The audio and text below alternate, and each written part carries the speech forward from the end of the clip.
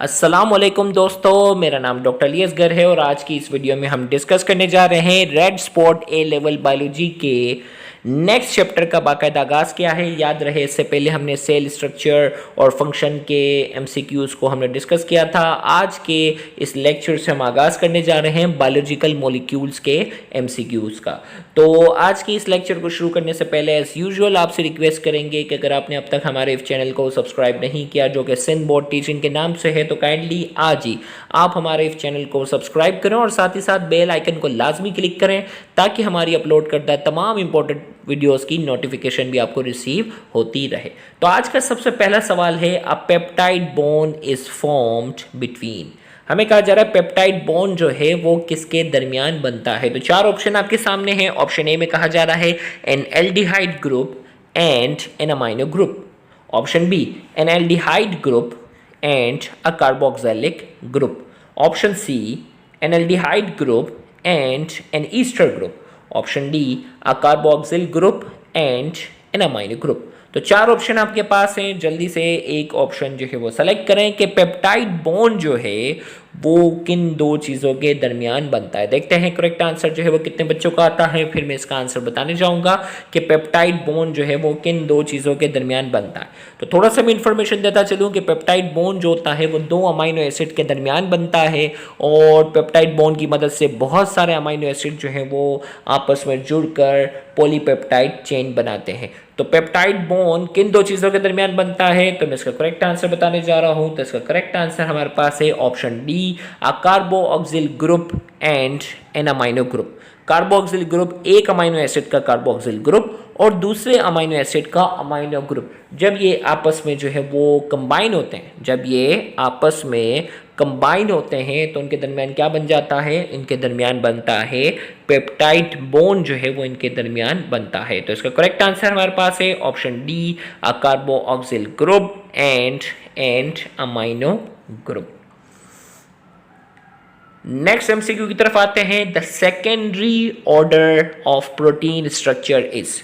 भाई आपको प्रोटीन के चार स्ट्रक्चर ना, primary structure, secondary structure, tertiary structure, quaternary structure. यहां बात हो रही है सेकेंडरी स्ट्रक्चर की। हिंट दे दी मैंने आपको।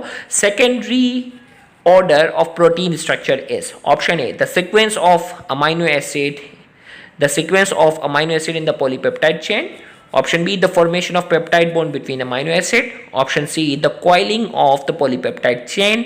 Option D, the folding of the coiled polypeptide chain. तो चार ऑप्शन आपके पास हैं, इनमें से कौन सा ऑप्शन जो है वो secondary order of protein structure को क्या कर रहा है, रिप्रेजेंट कर रहा है, आपने बताना है इनमें से कौन सा ऑप्शन जो है वो secondary order of protein structure को क्या करता है, रिप्रेजेंट कर रहा है। ए, बी, सी और डी चार ऑप्शन आपके पास हैं, आपने एक ऑप्शन जो है सेलेक्ट करना है। तो जिन्होंने प्रोटीन के चार स्ट्रक्चर अगर अच्छे से पढ़े हैं तो मैं उम्मीद करता हूं कि वो इस एमसीक्यू का आंसर जो है वो बिल्कुल सही देंगे। तो करेक्ट आंसर मैं बताने जा रहा हूं। तो करेक्ट आंसर हमारे पास इसका जो है वो है option C is the correct answer. Correct answer हमारे पास क्या है, option C is the correct answer. आपको मालूम है secondary order of protein structure में क्या होता है, प्रोटीन जो होता है, पॉलीपेप्टाइड चेन जो होती है वो कॉइल होती है। पॉलीपेप्टाइड चेन क्या होती है, कॉइल होती है। The coiling of polypeptide chain. तो इसका करेक्ट आंसर हमारे पास जो है वो सी है। अगर टर्शी स्ट्रक्चर की बात होती तो हमारे पास आंसर क्या होता, अगर टर्शी स्ट्रक्चर की बात होती तो हमारे पास आंसर हो जाता D, the folding of coiled polypeptide chain. अगर ये पॉलीपेप्टाइड चेन मजीद अगर फोल्ड बन जाती तो फिर वो सेकेंडरी से क्या बन जाता, जो है वो टर्शी बन जाता। तो करेक्ट आंसर इसका जो है वो हमारे पास क्या है, option C, the coiling of polypeptide chain. Next MCQ है, a sequence of amino acid may ends, a sequence of amino acid may end in either an amino group or a carboxyl group. What is the theoretical number of chemically different dipeptide that may be assembled from 20 different amino acid? हमें कहा जा रहा है कि amino acid हमारे पास जो है ना, हमारे जिस्म में 20 अमाइनो एसिड होते हैं डिफरेंट किस्म के, और आपको यहाँ बताया जा रहा है कि भाई अमाइनो एसिड है ना, उसके एक पास अमाइनो ग्रुप होता है, दूसरा जो है वो क्या है, कार्बोक्सिल ग्रुप होता है। भाई हमारे पास जो है अमाइनो ग्रुप होता है ये और कार्बोक्सिल ग्रुप होता है ये। हमें कहा जा रहा है what is the theoretical number of chemically different dipeptide. अगर इन अमाइनो एसिड को हम जोड़ने जाएं, अमाइनो एसिड की तादाद कितनी बताई जा रही है? 20 different amino acid. 20 different amino acid यहाँ बताया जा रहा है और कहा जा रहा है कि इनको अगर हम अलग अलग तरह से अगर हम जोड़ें तो कितने अलग अलग तरह के डाइपेप्टाइड जो है वो बन सकते हैं। तो हमें इसका क्या करना है? आंसर बताना है। तो इसका करेक्ट आंसर मैं बताने जा रहा हूँ। तो इसका तरीका ये है कि जितने भी डिफरेंट अमाइनो एसिड होंगे ना, अगर 20 है तो 20 को 20 से मल्टीप्लाई करो आंसर। अगर डिफरेंट अमाइनो एसिड की तादाद कितनी है? 10, तो 10 को 10 से मल्टीप्लाई कर लो। अगर डिफरेंट अमाइनो एसिड की तादाद 5 है तो 5 को 5 से मल्टीप्लाई करो। ये याद रखना है। तो 20 डिफरेंट अमाइनो एसिड हैं, 20 को 20 से मल्टीप्लाई करेंगे तो आंसर क्या आ जाएगा? तो इसका करेक्ट आंसर हमारे पास जो होगा, इसका करेक्ट आंसर हमारे पास जो है वो 400 है। 20 डिफरेंट अमीनो एसिड्स को अगर हम आपस में अलग अलग तरह से अगर हम जोड़ें तो हमारे पास कितनी वैरायटी बन सकती है? जो हमारे पास डाइपेप्टाइड की जो वैरायटी है वो कितनी बन जाएगी? 400 अलग अलग तरह के जो है वो डाइपेप्टाइड बनेंगे। यानी 220 multiply by 20, option D is the correct answer. Next हमारे पास है which one of the following combination of statement is true of polysaccharide in living organism. हमें कहा जा रहा है कि आपके पास जो है वो पॉलीसेक्राइड की कुछ प्रॉपर्टीज हैं और आपने बताना है कि इनमें से कौन सा जो है वो ऑप्शन करेक्ट है जो सही बैठता है। पहला में कहा गया है दे प्रोवाइड एनर्जी। पहले में यहाँ कहा गया है कि भाई ये एनर्जी प्रोवाइड करते हैं। दूसरे में कहा गया है दे फॉर्म स्टोरेज कंपाउंड और तीसरे में कहा गया है दे फॉर्म सपोर्टिंग स्ट्रक्चर। अब आप जिस पॉइंट से जो है वो एग्री करते हो वो आपने क्या करना है? सेलेक्ट करना है। ऑप्शन ए में कहा जा रहा है no no yes, option B में कहा जा रहा है no no no, option C में कहा जा रहा है yes no no, option D में कहा जा रहा है यस यस यस। तो अब मुझे बताएं कि इनमें से जो आपको ऑप्शन सही लग रहा हो वो एक ऑप्शन जो है वो आपने क्या करना है? सेलेक्ट करना है। देखते हैं करेक्ट आंसर कितने बच्चों का आता है। तो फिर मैं इसका करेक्ट आंसर बताऊंगा। जल्दी से लाइव चैट कमेंट सेक्शन में अपना आंसर दें। तो इसका करेक्ट आंसर देखते हैं। जो बहुत ही ज़हीन बच्चा होगा ना, बहुत ही काबिल डॉक्टर होगा, इंशाल्लाह उसका आंसर जो है वो सही आएगा। तो बड़ा सोच समझ के कमेंट सेक्शन में आंसर दें और अगर आपका सही आंसर होगा आप समझे इंशाल्लाह आप बहुत ही अच्छे डॉक्टर बन सकते हैं। तो मैं आंसर इसका बताने जा रहा हूँ। मैं इसका आंसर आपको बताने जा रहा हूँ। तो इसका करेक्ट आंसर हमारे पास है डी, यस यस। भाई दे प्रोवाइड एनर्जी। भाई हम पॉलीसेक्राइड खाते हैं ना, स्टार्च वाली अगर चीज़ खाएंगे तो क्या हमें एनर्जी मिलेगी? बिल्कुल एनर्जी मिलेगी। खाएंगे, डाइजेशन होगी, वो फाइनली एनर्जी तो प्रोवाइड करेगा। फिर उसमें दूसरे में कहा गया दे फॉर्म स्टोरेज कंपाउंड। भाई स्टोरेज कंपाउंड तो बनाते हैं ना, प्लांट स्टोर जो है वो स्टार्च की शक्ल में स्टोर करते हैं और इसी तरीके से जो है वो एनिमल ग्लाइकोजन की शक्ल में स्टोर करते हैं। ये दोनों पॉलीसेक्राइड हैं और इसी तरीके से सपोर्टिंग स्ट्रक्चर बनाते हैं। हाँ भाई, प्लांट की सेल वॉल जो होती है वो सेलुलोज से बनी होती है जो कि पॉलीसेक्राइड है और इसी तरीके से फंजाई की सेल वॉल जो होती है वो काइटिन की बनी होती है, वो भी सपोर्टिंग स्ट्रक्चर है और वो भी पॉलीसेक्राइड है। इसी तरीके से आर्थ्रोपोड का जो एक्सोस्केलेटन होता है वो काइटिन का बना होता है और वो भी क्या होता है? पॉलीसेक्राइड और वो भी सपोर्टिंग स्ट्रक्चर है। तो इसका मतलब क्या हुआ कि ये सपोर्टिंग स्ट्रक्चर जो है वो क्या कर सकते हैं? बना सकते हैं। तो लिहाजा से एमसीक्यू का जो करेक्ट आंसर हमारे पास जो है वो क्या है? D is the correct answer. Next MCQ की तरफ आते हैं और इसमें कहा जा रहा है polysaccharides are synthesize in plants by the process of. भाई पॉलीसेक्राइड्स जो है ना वो प्लांट के अंदर बनते हैं किस प्रोसेस के जरिए? आपके पास चार ऑप्शन है। ऑप्शन ए में कहा जा रहा है कंडेंसेशन, ऑप्शन बी में कहा जा रहा है ग्लाइकोलाइसिस, ऑप्शन सी में कहा जा रहा है हाइड्रोलाइसिस, ऑप्शन डी में कहा जा रहा है ऑक्सीडेशन। ए बी सी और डी चार ऑप्शन आपके पास है और आपने एक ऑप्शन सेलेक्ट करना है कि प्लांट के अंदर जो पॉलीसेक्राइड्स होते हैं वो कैसे बनते हैं। तो जल्दी से, आसान सवाल है और मैं उम्मीद करता हूँ आप सही आंसर इसका देंगे। मैं इसका जल्दी से आंसर बताने जा रहा हूँ। आप जल्दी से लाइव चैट कमेंट सेक्शन में आंसर दें। तो इसका करेक्ट आंसर हमारे पास जो है वो है condensation. Condensation is the correct answer.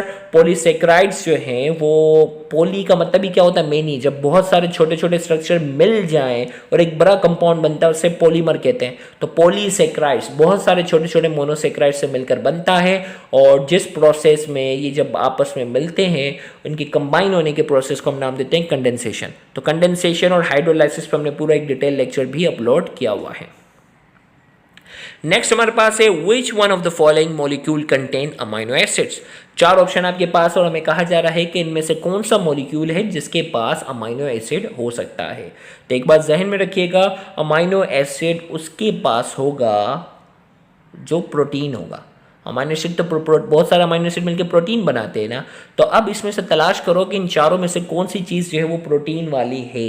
Hint दे दी मैंने अब आपको। अब तो आंसर मुझे उम्मीद करता हूँ कि सारे बच्चों का आंसर जो है वो करेक्ट होना चाहिए। Which one of the following molecule contain amino acid, इनमें से कौन सा मॉलिक्यूल है जिसके पास जो है वो अमाइनो एसिड है। तो वो उसके पास ही अमाइनो एसिड होगा जिसके पास जो प्रोटीन का बना हुआ है। तो A B C D 4 option आपके पास है। मैं करेक्ट आंसर बताने जा रहा हूँ। उम्मीद करता हूँ आप अपना आंसर कमेंट में लिख चुके होंगे। तो इसका करेक्ट आंसर हमारे पास जो है वो है कोलेजन। कोलेजन जो है ये क्या है, प्रोटीन है। बाकी अगर देखा जाए एस्कॉर्बिक एसिड जो है वो विटामिन है। एस्कॉर्बिक एसिड की अगर बात की जाए तो ये विटामिन है। सेलुलोज जो है वो क्या है, पॉलीसेक्राइड्स है। और इसी तरीके से गैलेक्टोज जो है ये क्या है, डाइसेक्राइड है। तो लिहाजा इसका जो करेक्ट आंसर हमारे पास जो है वो क्या है, collagen is the correct answer. Next हमारे पास है the helical form of a polypeptide chain is due to the presence within the molecule. भाई हेलिकल स्ट्रक्चर जो होता है ना, राउंड सा जो कॉइल टाइप का जो स्ट्रक्चर होता है पॉलीपेप्टाइड चेन का, ये पॉलीपेप्टाइड चेन का जो स्ट्रक्चर बनता है वो किसकी वजह से बनता है। ऑप्शन ए में कहा जा रहा है कोवलेंट बॉन्ड, ऑप्शन बी में कहा जा रहा है डाइसल्फाइड बॉन्ड, ऑप्शन सी में कहा जा रहा है ग्लाइकोसाइटिक बॉन्ड और ऑप्शन डी में कहा जा रहा है हाइड्रोजन बॉन्ड। तो भाई ये जो पॉलीपेप्टाइड चेन है ना, secondary structure of protein, protein का जो सेकेंडरी स्ट्रक्चर होता है जिसमें पॉलीपेप्टाइड चेन जो होती है वो कॉइल होती है। तो वो कॉइल कौन से बॉन्ड की वजह से होती है, और ये सवाल कई बार जो है वो बाकायदा रेड स्पॉट के अंदर जो है वो रिपीट हुआ है।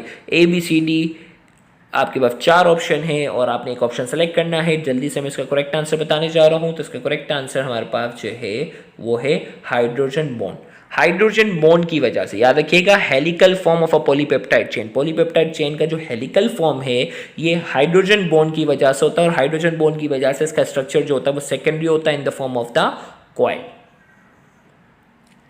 नेक्स्ट एमसीक्यू है which of the following does not contain amino acid.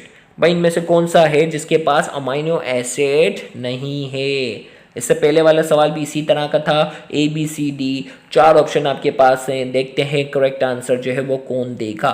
Which of the following does not contain amino acid, इनमें से कौन सा स्ट्रक्चर है जिसके पास अमाइनो एसिड नहीं है। तो देखते हैं किसका आंसर करेक्ट आता है। जल्दी से लाइव चैट कमेंट सेक्शन में अपना आंसर लिखें, फिर मैं इसका करेक्ट आंसर बताने जा रहा हूं। तो बता दूं, देखें भाई मैं थोड़ी सी एक्सप्लेनेशन भी देता हूं। देखें, कार्बोनिक एनहाइड्रेस क्या है, एंजाइम है। और एंजाइम जो होते हैं वो ज़्यादातर क्या होते हैं, प्रोटीन के बने होते हैं। और हर वो चीज़ जो प्रोटीन की बनी हुई है इसका मतलब उसके अंदर अमाइनो एसिड हैं। इंसुलिन जो कि एक हार्मोन है जो ग्लूकोज के लेवल को क्या करता है, कम करता है, और ग्लूकोज के लेवल को कम करता है। और ये इंसुलिन जो होता है ये प्रोटीन हार्मोन है। क्या है ये, प्रोटीन हार्मोन है। लिहाजा ये भी आंसर नहीं होगा। प्रोटीन बनी हुई चीज़ जो है उसके पास क्या होगा, अमाइनो एसिड तो होगा। अब बात आ गई बी और सी में। सी जो है वो क्या है, haemoglobin, an iron containing protein. क्या है, हीमोग्लोबिन जो है एक ऐसा प्रोटीन है जिसके पास क्या है, आयरन होता है। हीमोग्लोबिन की डेफिनेशन यही है ना, आयरन कंटेनिंग प्रोटीन, मतलब प्रोटीन है तो इसका मतलब अमाइनो एसिड है। तो इस लिहाजा इस एमसीक्यू का जो करेक्ट आंसर हमारे पास बनेगा वो क्या है, glycogen is the correct answer. क्योंकि ग्लाइकोजेन क्या है, पॉलीसेक्राइड्स, और ये तो कार्बोहाइड्रेट है, इसके पास तो अमाइनो एसिड नहीं होगा। तो इसका करेक्ट आंसर हमारे पास क्या हो गया, option B glycogen is the correct answer. Next MCQ हमारे पास है which property of protein enables them to act as pH buffer. Protein की ऐसी कौन सी प्रॉपर्टी होती है जो पीएच बफर के तौर पे काम करती है। अब बफर सोल्यूशन आपने जो है केमिस्ट्री में पढ़ा होगा, वो सोल्यूशन होता है जो पीएच के खिलाफ, पीएच की चेंजिंग के खिलाफ क्या करता है, रेजिस्टेंस कोस करता है। यानी लिक्विड मीडियम के अंदर पीएच में तब्दीली होने नहीं देता। अब ऐसी कौन सी प्रॉपर्टी है जिसकी वजह से प्रोटीन जो है वो बफर की तरह काम करता है। 4 ऑप्शन आपके पास है। ऑप्शन ए में कहा जा रहा है दे आर सॉल्युबल, ये सॉल्युबल होते हैं। ऑप्शन बी में कहा जा रहा है they contain carboxyl and amino group, इनके पास कार्बोऑक्सिल और अमाइनो ग्रुप होते हैं। ऑप्शन सी में कहा जा रहा है they have a high molecular mass, इनका मॉलिक्यूलर मास हाई होता है। ऑप्शन डी में कहा जा रहा है they possess both secondary and tertiary structure, इनके पास जो है वो सेकेंडरी और टर्शियरी स्ट्रक्चर होते हैं, इस वजह से वो पीएच बफर का काम करता है। तो 4 ऑप्शन आपके पास है और उम्मीद करते हैं आप एक आंसर जो है वो करेक्ट देंगे। तो इसका करेक्ट आंसर 4 ऑप्शन में से आप सेलेक्ट कर लें। इसका करेक्ट आंसर मैं बताने जा रहा हूं और इसका करेक्ट आंसर हमारे पास जो है option B is the correct answer. They contain carboxyl and amino group. इनके पास कार्बोक्सिल ग्रुप होता है और अमाइनो ग्रुप होता है। एक प्रोटॉन डोनेट करता है, एक प्रोटॉन एक्सेप्ट कर रहा होता है। समझ रहे बात? एक प्रोटॉन डोनेट करता है, एक प्रोटॉन एक्सेप्ट करता है। इस वजह से ये पीएच में चेंजिंग के खिलाफ जो है, अगर बेसिक पीएच में डालते हैं तो भी रेजिस्टेंस कॉज करते हैं और एसिडिक पीएच के अंदर भी क्या करते हैं, ये रेजिस्टेंस कॉज करते हैं। और इसकी बड़ी वजह जो है वो क्या है कि इनके पास जो है वो कार्बोक्सिलिक ग्रुप होता है। एक प्रोटॉन एक्सेप्ट करने का काम डोनेट करने का काम करता है, तो दूसरा प्रोटॉन एक्सेप्ट करने का क्या करता है, काम करता है। तो इसका करेक्ट आंसर हमारे पास जो है वो option B is the correct answer. Next MCQ है which molecule contain in amino acid. भाई इस तरह के सवाल बार बार आ रहा है और उम्मीद करता हूँ अब की बार आपका आंसर जो है वो सही होना चाहिए।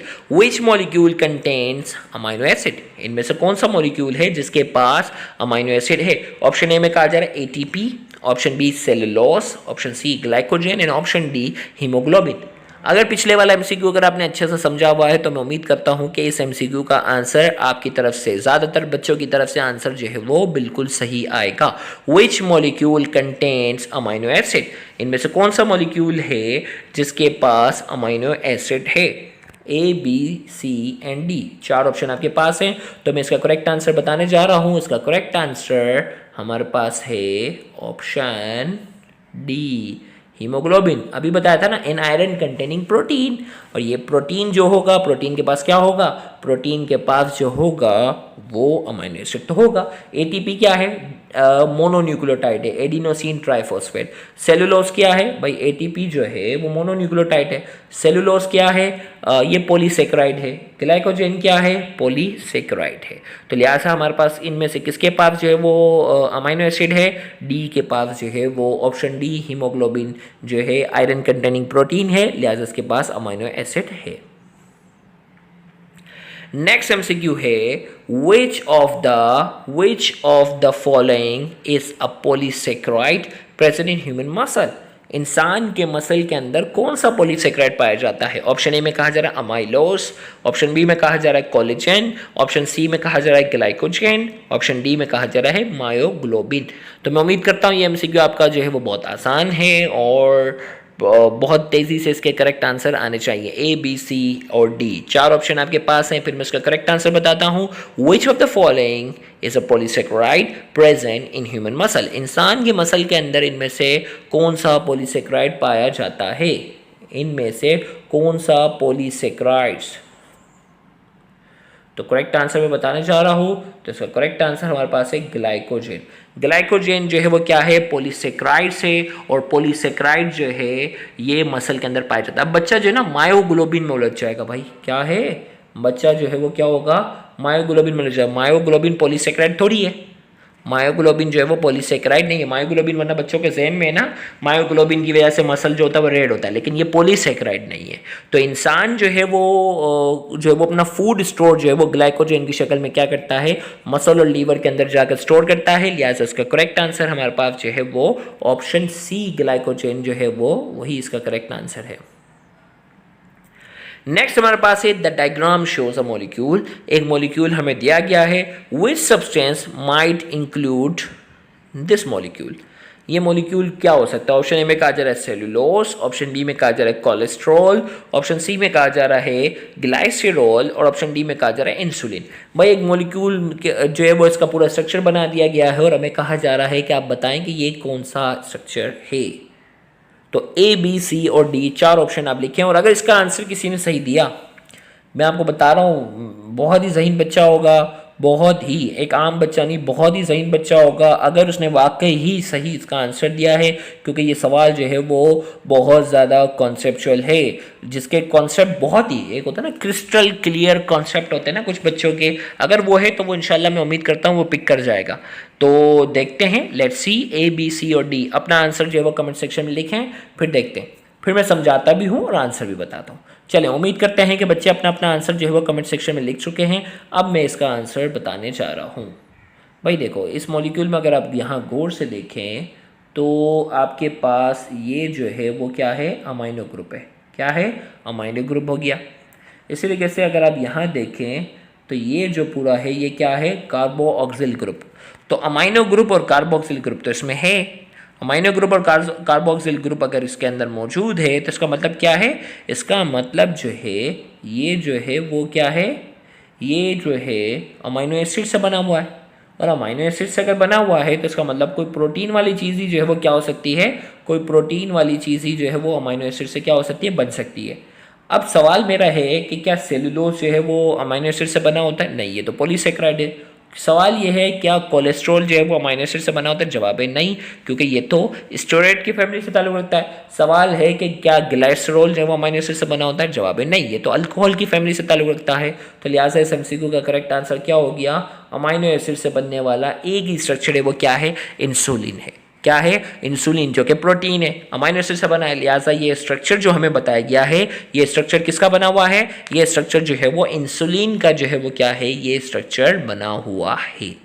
तो उम्मीद करते हैं कि आज के इस सेशन में आपने बायोलॉजिकल मॉलिक्यूल्स के बहुत ही अच्छे और कॉन्सेप्चुअल एमसीक्यू आपने सीखे होंगे। इंशाल्लाह अगला लेक्चर होगा, उसमें बायोलॉजिकल मॉलिक्यूल्स के हम रेड स्पॉट के मजीद एमसीक्यू को डिस्कस करने जाएंगे। याद रहे आपकी पार्टिसिपेशन बहुत ज़्यादा अहमियत रखती है। अगर आपकी पार्टिसिपेशन अच्छी होगी तो इंशाल्लाह मुझे भी जो है वो ज़्यादा से ज़्यादा लेक्चर रिकॉर्ड करने में मज़ा आएगा। तो उम्मीद करते हैं इंशाल्लाह नेक्स्ट लेक्चर में आपकी पार्टिसिपेशन जो है वो और भी ज़्यादा अच्छी होगी। Thank you very much. अल्लाह हाफिज़।